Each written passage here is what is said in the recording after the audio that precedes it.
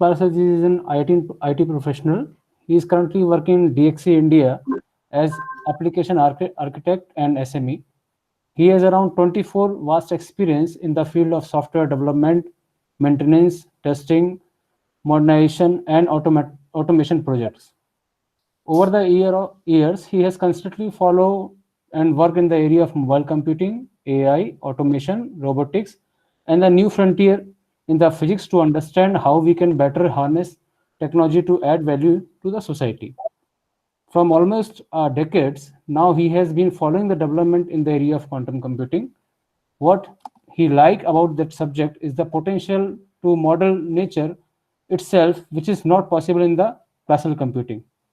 During his journey in this area, he has conducted several training and workshop for graduate students on this subject and worked with students under the program funded by IT companies and institutions. I request Parashar sir, please enlighten us with the knowledge of quantum computing so that the student and the participants can understand what is work is going on in the industry in quantum computing area. Thank you very much, sir.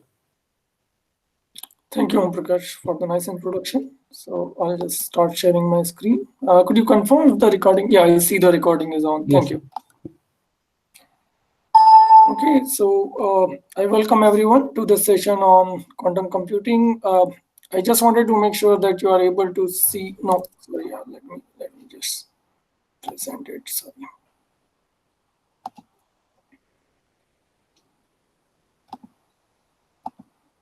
Okay, I forgot to click share. So Yes, sir. once again, I just wanted to confirm. Okay, thank you. Since you are able to see my screen, I'll proceed with the session. So again, once again, welcome everyone on this session on the quantum computing. We have a lot to cover today in the span of very a small time. So here's the agenda. We'll talk about the computation itself, the definition, then we'll talk a little bit about the classical computers and their limitations. We'll look at the motivations behind quantum computers, why it is needed, and we'll look at the theory, the quantum mechanics, the superposition and the interference, which we are going to use in the quantum computing. Then we'll look at the quantum information, how do we store it, how do we process it. So we'll look at the qubit and the operations we perform on these qubits in form of matrices, unitary matrices. So we'll talk about that. In between, we'll talk about the mathematical representation. So how do we mathematically represent the qubits? How do we mathematically represent the operators? How does it interact?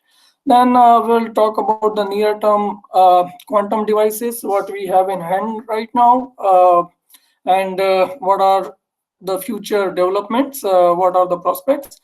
Then we will talk about the recent developments and also about the investments those are coming in this field, the forecast and the use cases along with the timelines followed by QA. So computation, as we know, there are many properties, but the important is a computer, what does it do is transform information from input to output. And a good computer should do it in a reasonable amount of time. It should not take infinite time. Other important property is the universality. So universality, by that I mean is we should be able to port a problem to the language that computer understands. So whether it is a classical computer, so we should be able to encode problem in terms of bits and process data, or if it's a quantum computer or some other kind of computer, then we should be able to port the problem so that computer can understand and process the information for us. The problem with classical computers, when I'm saying classical, I'm talking about my laptop, desktop, smartphone, smartwatch.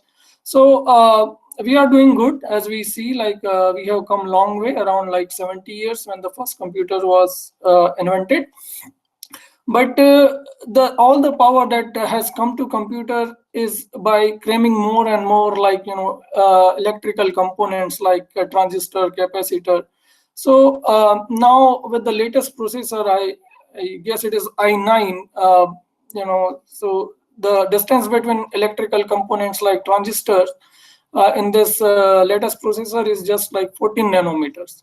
So if we go further down, if we try to put more power, more electrical components in the same size chip, we are going to face problems, because at such a small distances, the laws of quantum physics takes over the laws of classical physics, and then we see things like quantum tunneling. So electron may, tunnel through the voltage barrier, and that is going to disrupt our calculation.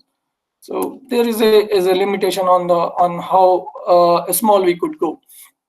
There are other motivations like the complex problems, so like the prime factorization or Hamiltonian path problems, traveling salesman problems, as we are aware of, and many optimization problems that we cannot solve with classical computers. If we try to solve, it is going to take even not thousands, then hundreds of years. So it is not practical. Also, the great physicist Richard Feynman, he's the one who conceptualized the quantum computers, and there are problems in physics, chemistry, and other fields where we have to. If we try to use classical computations, it is difficult to simulate. It is going to take a lot of resources in terms of space, steps, time. So this is why he conceptualized thought of creating a device from the same components from the quantum mechanical systems itself. And if we are able to use an electron, which is a quantum mechanical system, or photon, then maybe we can put other problems in physics and chemistry, and we might be able to solve it out of lab, like from a computer device. So those are the great motivations behind the idea. The quantum computers work on the principle of quantum mechanics. The quantum mechanics is a science of like small, but small doesn't mean quanta. Quanta means like something indivisible, and often something that is indivisible is very small. So people get confused with like small and quanta. So quantum mechanics, at the heart of the quantum mechanics, we have Heisenberg's uncertainty principle. What it tells us that it is not possible to get an accurate measurement of entities like position, time, momentum, energy. If we try to measure it, there will always be some uncertainty. And why there is an uncertainty? Because this particles actually behaves like waves. So if somebody will tell you like find the position of wave, then you cannot say like wave is here or there. Wave is everywhere, like wherever like it has some amplitude.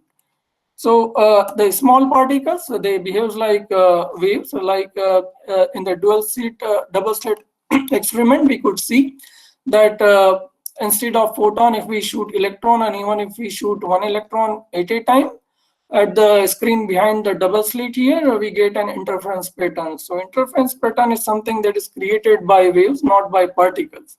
So one key takeaway from this screen is like the particles, which are like quantum mechanical in nature, they behave like the waves. And other key takeaway is that like if we put a detector here on one of the slit, and we can measure that okay, this electron is passing through this slit, then it starts behaving classically. So instead of getting this wave pattern, we just get like two solid bars. Like so electrons at a time is coming out of this slide only, and at other time it is coming out of that slide only. So and as we know, there's another important thing that we should talk about, the phase. So we know in the waves, when the crest of one wave is on the crest of other waves, then we get a superposition. Here we get a constructive interference. We get the sum of this final wave is the amplitude of this final wave is equal to the sum of the amplitudes of these two waves individually. And in destructive interference, when two waves are overlapping each other, and they are totally out of phase. So if here we can see like the crest and turf on each other, so we get nothing here, and this is the destructive interference. Okay, so moving to quantum computing and qubits. as we looked on the this screen, that like electrons are behaving like waves, and waves could be present at two places together. We could say some part of wave is here, some part of wave is there, in 1 and 2nd slit. Similarly, in qubits we can have like two states together. So the qubit is analogous to bit, and the classical computers, the classical bits are like this.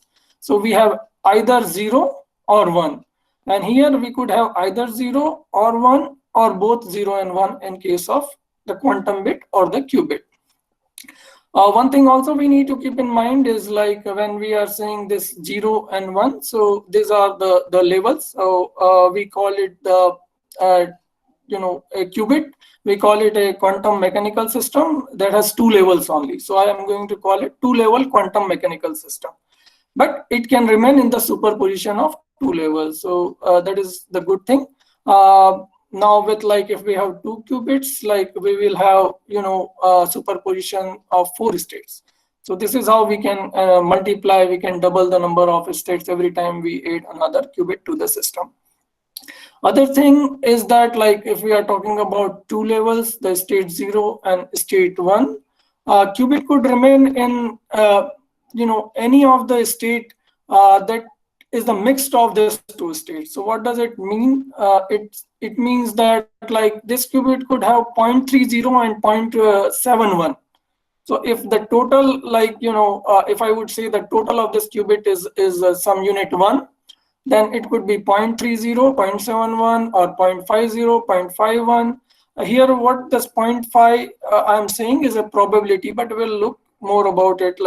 But again, the key takeaway here on the slide is that you can have one of the infinite combination. So we can have infinite combination, right? I can have 0.111 and like 0.999. So 0.11 is 0 state, and 0.99 is like my 1 state, like that. So any of such a state could be assigned to qubit.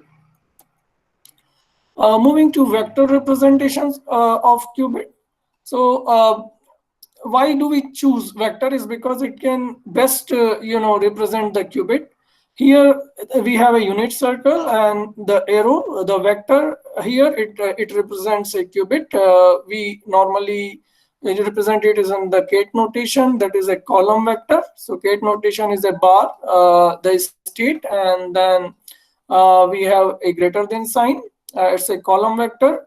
And now we have two states here, the state 0 and the state 1, which are orthogonal to each other, perpendicular to each other. And we can see like this vector here, which like the end of the vector is on the the surface of this circle, the circumference of this circle. And now if I assign it a value of 1, then what I see, like I can mathematically do some calculation. I can say like, okay, the projection of this vector on x-axis is c0, and when the circle it intersect the x-axis, this is my 0 state. So I have how much part of 0 state? I have like c0 part of my state 0. Similarly, if I take a projection on y-axis, I'm talking about the c1 part of state 1. So I can bring the c1 here. So c0 plus c1 is my psi. So c0 part of state 0 plus c1 part of state 1, they both together make my state psi. So I can represent the quantum mechanical state of my qubit with this small formula, and I can represent it as a 0 and 1 because I do not need to write 0 and 1. I just need to write C0 and C1, which are the complex amplitude, which are the coefficients, which have some components of themselves in this vector. So we are representing a state psi, which is a mixture, and we are able to represent it mathematically correctly. It has to, with the Pythagoras theorem, we could see like it has to follow a normalization condition. So C0 square plus C1 square has to be 1. Now, how do we, represent it on a block sphere? Block sphere is a geometrical way, and it is a very important concept. Here, like the perpendicular states are like opposite to each other.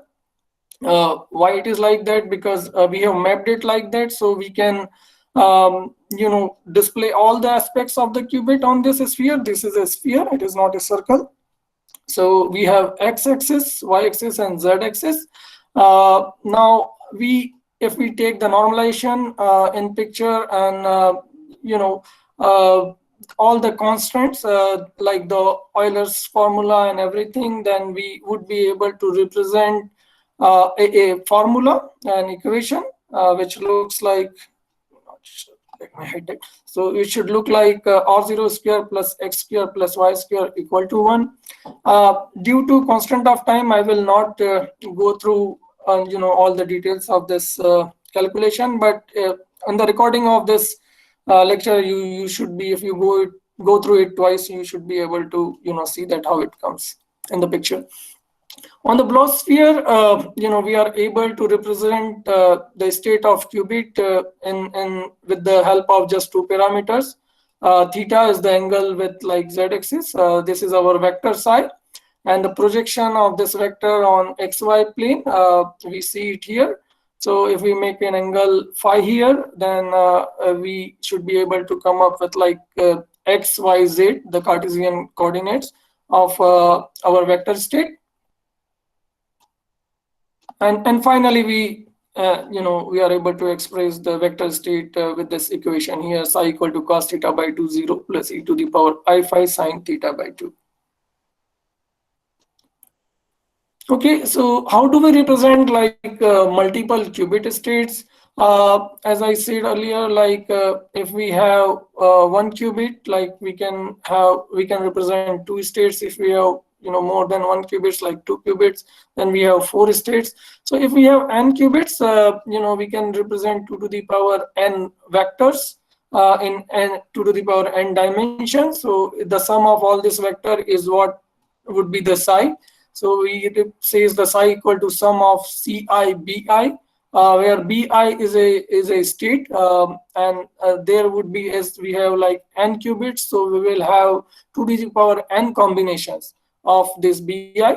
This is basically called the basis states. So in case of a qubit, as we did see here, so there were two basis states. So we are able to express our state vector here, the state of our quantum system, that is qubit in this case, just single qubit. So we are able to express it in terms of this two vectors here, the 0 and 1, two states here, rather I should say. Then here the basis vectors are just 2, 0 and 1. But if we have n qubit system, then number of basis vectors will be 2 to the power n. So here I have expressed, in mathematical form, the state of a 3-qubit system. So psi equal to, as you could see, the coefficient associated with state 0, 0, 0 to 1, 1, 1. And we can also represent it like 0, 0, 0 with 0 and then 1, 2, 3. So this is another notation that is being used, in many books. How powerful it is, as I said earlier also, like in qubit, if we add another qubit, we double the number of states. So if we have just 64 qubits, then we will have 2 to the power 64 combinations that we can represent together, and which is equivalent to 1.8 into 10 to the power 19 combinations. So we can represent this many dimensions, and this is double the number of particles of sand on our planet Earth. So basically, there was a roadblock in the physical implementation of qubits. So quantum computer was conceptualized in 1970s, but it took long way because it is a very hard engineering problem. And after year 2000, after like D-Wave was founded in 1999, there were a lot of progress made, and today, like, you could use a quantum computer from your home for free. It is still like a small like 5 qubit or 16 qubit system, but we have made a good progress. Now, talking about the quantum operations, so quantum operations are expressed in form of unitary matrix. So if we have a quantum state that is of the n qubits, then that the column vector or the kate vector will be having like 2 to the power n elements, and then in order to operate perform operations on that state vector, we would need a 2 to the power n by 2 to the power n unitary matrix. Why unitary? Because unitaries are reversible, and in quantum computation you have to have a reversible operations. Here are the example of single qubit gates. So as you could see, like we have poly X, poly Y, and poly Z. That is what we call it. Represents the rotation of a quantum state or the state vector around the X, Y, and Z basis. Here is the X axis we see. Here we have Y, and here we have Z. So it is a rotation by pi radian. So sigma x rotates if you have a state here, and if you apply a sigma x operation, then here is your you see here is your x axis. So it will rotate. I'm sorry, it will rotate like this, and it will come here. If you apply sigma y, and if your state vector is on the surface of a sphere here, it will rotate like this, and it will go here on the opposite side. Sigma x is a NOR gate, like we have in the classical computation. So, but instead of doing 0 to 1, what it does, like it exchange the complex amplitudes associated with state 0 and 1.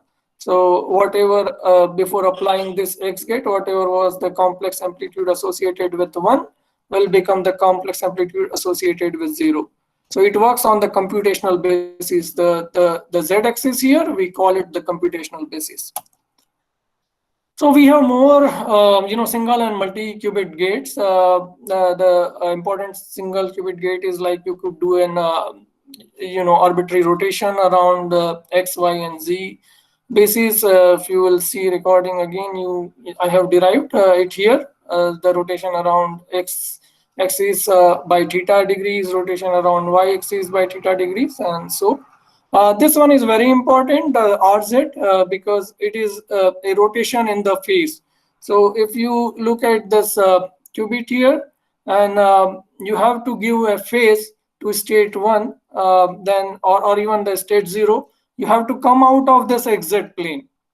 So this is why, like, because of the phase, we have to develop a sphere. A sphere was developed instead of circle. Now, Hadamard gate is another gate that put like states in superposition when it operates on the computational basis, and it can be thought of as a rotation, around the X and Z axis. This again 180-degree rotation around the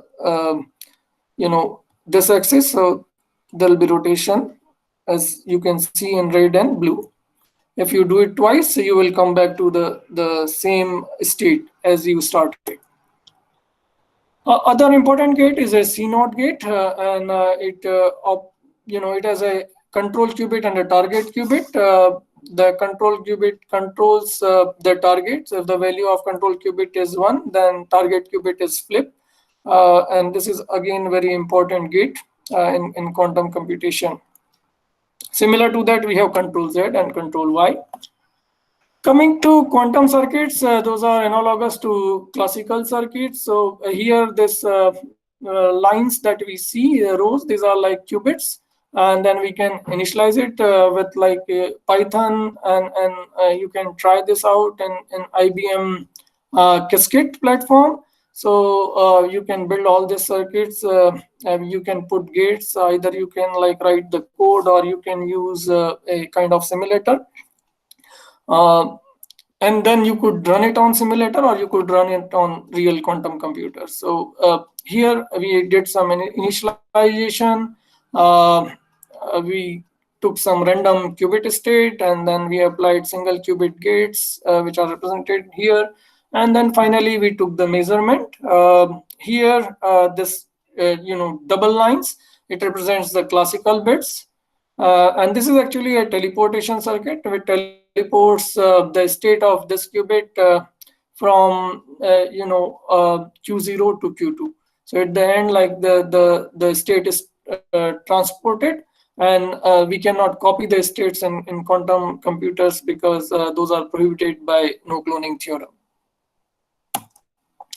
This is a picture of how the classical computer looked in 1947 and how quantum computers looks today in 2019. This is probably IBM or Google because they both have like superconducting architecture. So this one looks neat. So hopefully we are in the early era, but doing better than before. The NISQ devices are the noisy intermediate scale quantum era we are living in right now. We have like qubits from 50 to 50, 80 at this moment, and within a year we may have qubit devices with a few hundred qubits. IBM has announced that they are going to launch a quantum computer with 1000 qubits by 2023. So, and again, like there will be errors. So initially when we started with classical computation, there were errors. There, like we had to dealt with like a lot of errors. I don't think they teach errors anymore because there are no more errors in while you read data from an SSD or hard disk. So, but we are in the same era. We have to deal with a lot of errors. So how do we make use of this devices which has 50 qubits, 80 qubits, some errors, and you have to do the low depth circuit. By low depth I mean you cannot put many gates, right, because it is difficult to keep qubits in the superposition and in the coherent positions with each other. So how do we do that? So there are two ways we are using it. One is using near-term quantum algorithms, which are being developed, to solve some useful problems in business and science, especially in chemistry. And other way is like we are building the network of, quantum network where we can exchange the quantum information, and maybe one day we'll be able to develop the entire quantum internet. Other thing that does not require a lot of depth is QKD, that is quantum key distribution, and it has major application in cybersecurity.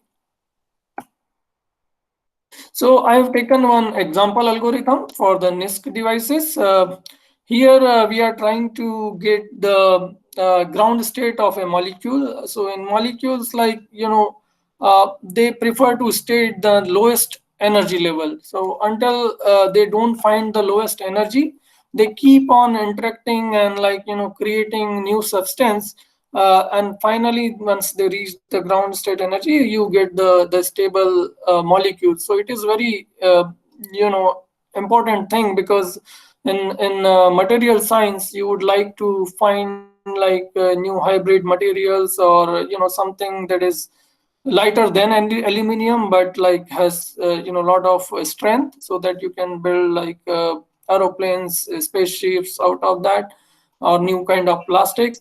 The major challenge with the classical computers, when you try to simulate molecules which has 20 electrons, 30 electrons, 40 electrons, you cannot do the simulation. It is just out of reach of that classical computers. So how do we do that? There is an variational quantum eigensolver where we could use even the low depth quantum computers to solve that. So we prepare a Hamiltonian, which is a Hermitian matrix, because Hamiltonian represents the energy. So we can have a Hermitian matrix. It has all real eigenvalues. And then we make a educated guess that is called the ansatz of the ground level energy of that particular molecule. We have a QPU, that is a quantum processing unit, and then we have a CPU, that is a central processing unit of the classical computers. We prepare a state, we process our Hamiltonian Hermitian operator on that. Then we calculate the expectation value or the expected value of when we operate on that particular quantum state with that Hermitian matrix. We send the results to classical optimizer. It does like a gradient descent kind of optimization there. And it loops through again and again, and then we prepare another state, and classical optimizer says, okay, you will have to vary the parameter. So we vary the parameter. We use some other angle this time for the rotation. We prepare new state. We again apply it with like our Hermitian matrix. We measure the results, the expectation value. Then we send it again to the classical optimizer, and that way we should be able to, after a few tries, we should be able to come to the minimum ground state energy. So once again, I'll just go through some recent development. But before that, I'll check. Like, do we have 5 more minutes? Yes. Yes, sir. Okay, thank you. Okay, thank you. So I would just go through like some recent developments, as in like 2019, Google claimed that they have achieved the quantum supremacy. So what we mean by quantum supremacy is like we are able to do stuff with the quantum computers that if we try to do on the classical computers, it is going to take hundreds of years. So this was the kind of first claim to the quantum supremacy in 2019 October. Then just like this month, at the beginning of the month, the Chinese researchers, they claimed that they were able to forecast or calculate the distribution of boson sampling. Here what happens, like they drop photons in a maze, kind of a maze, and it is a maze of a maze created with the mirrors and prism. And if you try to actually come up with a distribution using the classical computers, it is going to take like 2.5 billion years. And this was done with using this optical quantum computers in just 200 seconds. So this was a major display of uh, success of quantum computers. And in the same month, just on the 9th, the DRDO demonstrated that like they were successfully able to transmit the secure key from one location to another using a simple optical fiber cable. So it was like distance was only 12 kilometers, but the good thing was like the accuracy was in picosecond, and they were able to achieve the key rate of kilobytes per second. So that was a major achievement. There is a race going on to create the fault-tolerant quantum computer because what we have right now has a lot of errors. So why one should like invest time in studying that, or like why one should make other type of investment, the governments and industry? It is because this is a perfect timing. Like I've been following this field from past 10 years, but I have never seen like this kind of enthu around the companies, around the people. I have done like 3 seminars in like in recent time, and what I have noted is like governments are putting a lot of money. So, and Microsoft is training like now 9,000 teaching staff in India. That is what they want to do within a year. IBM is running like 2 semester program where 8,000 students globally have registered themselves. The semester 1 has completed, and semester 2 would be started in January, and it is all on quantum. So I think this is a good time to enter in this field. The visionary enterprises are now lining up. They are aligning themselves to the this entire ecosystem. So hopefully this would be enough motivation. This is what our our finance minister said on the quantum computing. So there was a budget allocated for around $1 billion to be spent over span of 5 years. This is the budget allocated from other countries. So China has like a lot of money poured in this, like $10 billion plus. This is the forecast. It is old, so it is in like $2.5 billion, but I think it would be more if we look at the current situation in the development. And these are the timelines. This, what IBM has predicted. They have predicted that we will be having, uh, applications over the horizon one. That is like 2 to 5 years time frame from now. So these are the application that you see here. Then we will have like more stable quantum system. After the 5 years. And after 15 years, we would probably have fully fault-tolerant quantum machines. So we should be able to use them for almost everything. And there are major technologies companies in place. So with that, I would, I'll be open for questions actually. I request, please ask any doubt you have.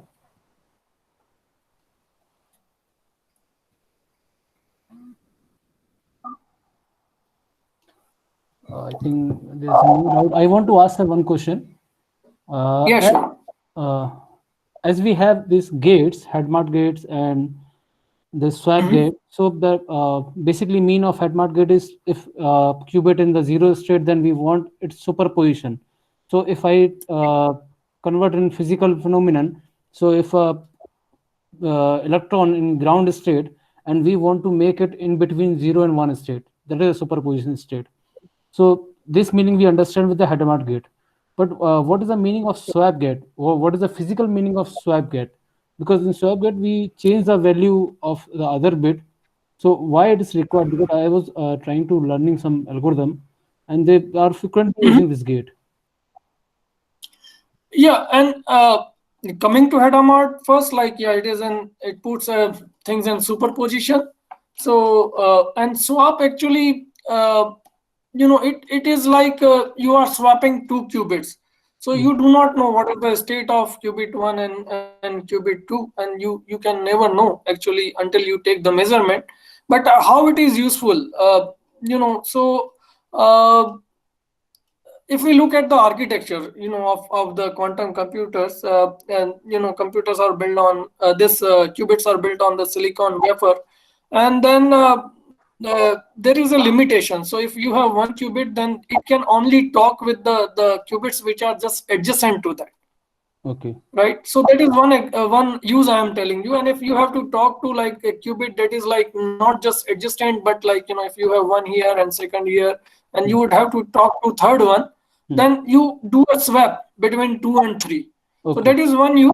But in terms of algorithm, you can definitely use it. Like I'm just thinking about some quick case, but I'm not able to remember now. But it is actually swapping. It is like you do not know until you take the measurement, but still you can swap, and you can perform, like you can increase the efficiency of your operation. Fine, sir. Thank you very much, sir. Because the presentation you have given, if you read by different resources, then it will take long time to understand, and the all presentation in half an hour. That's very good. Thank you very much, sir. And thank you all participants for listening carefully. Thank you, everyone. Have a good day. Bye-bye. Bye.